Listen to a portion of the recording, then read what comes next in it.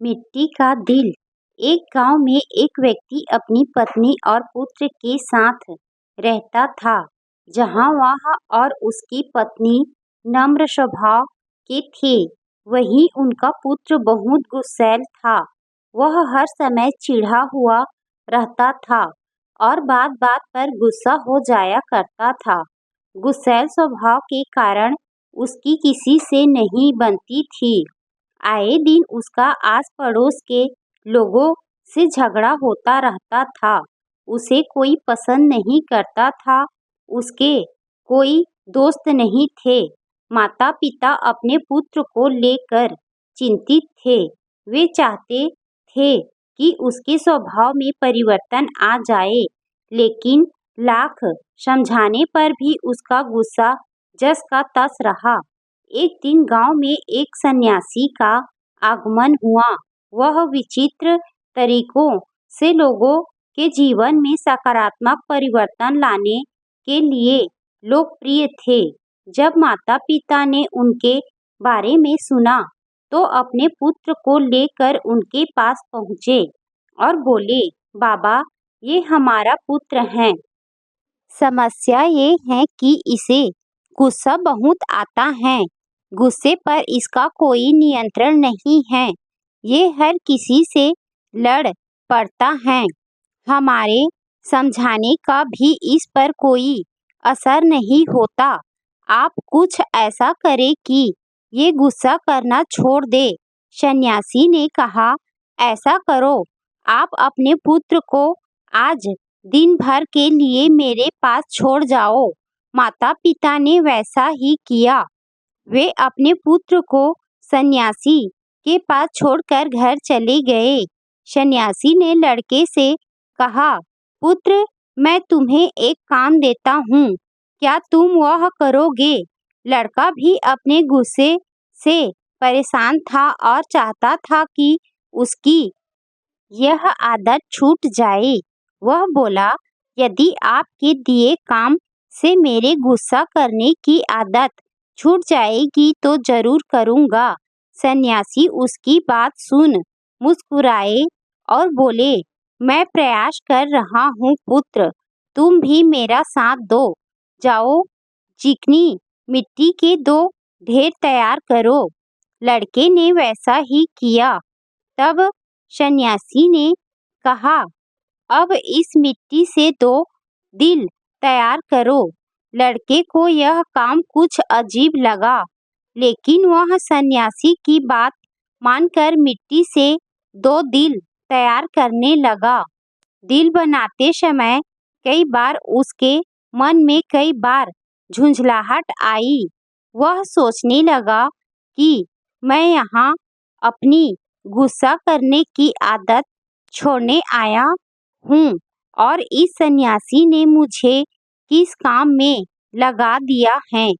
इस तरह तो मेरा गुस्सा खत्म होने की जगह बढ़ जाएगा।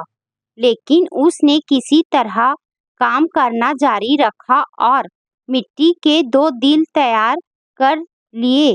वह उन 2 दिलों को लेकर सन्यासी के पास गया और बोला, बाबा, ये रहे मिट्टी के 2 दिल, मैंने आपका काम कर दिया है। अब मैं जिस उद्देश्य के लिए मेरे माता पिता ने मुझे आपके पास भेजा है, उस पर आइए, उसके लिए कुछ कीजिए। सन्यासी बोला, मैं अच्छी तरह जानता हूँ पुत्र कि तुम यहाँ क्यों आए हो। पहले मेरा यह काम कर दो, फिर मैं तुम्हारे गुस्से के लिए कुछ करता हूँ। बताइए, अब क्या करना है?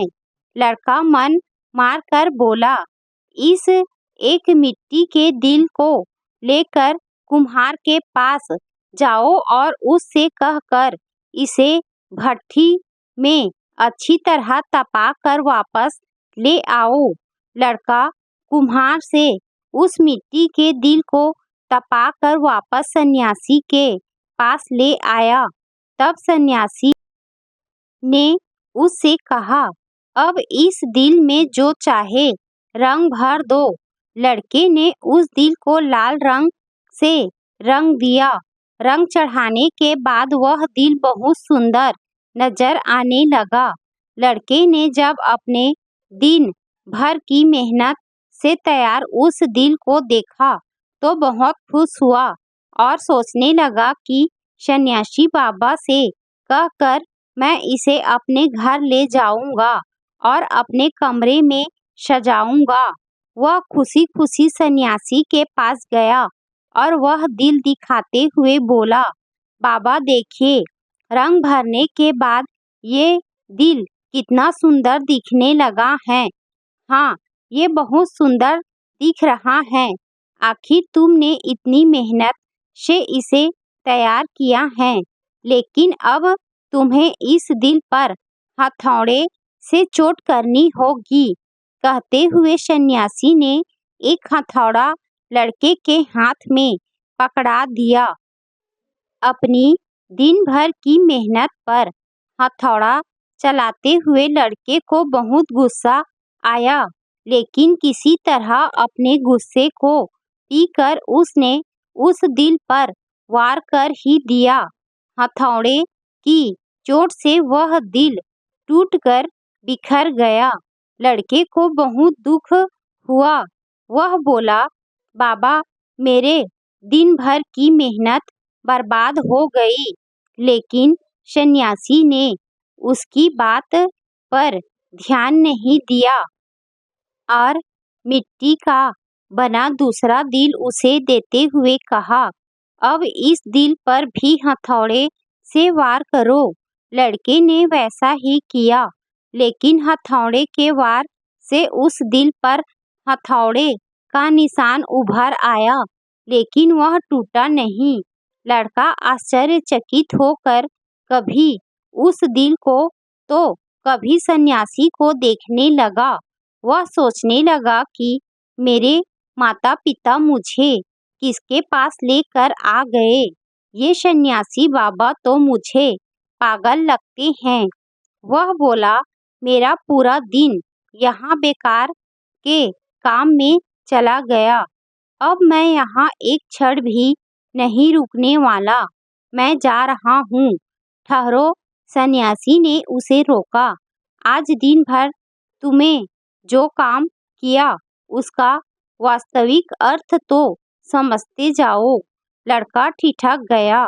सन्यासी उसे समझाते हुए कहने लगे, पुत्र, जिस मिट्टी के दिल पर तुम काम कर रहे थे वह वास्तविक दिल का एक छपा रूप था।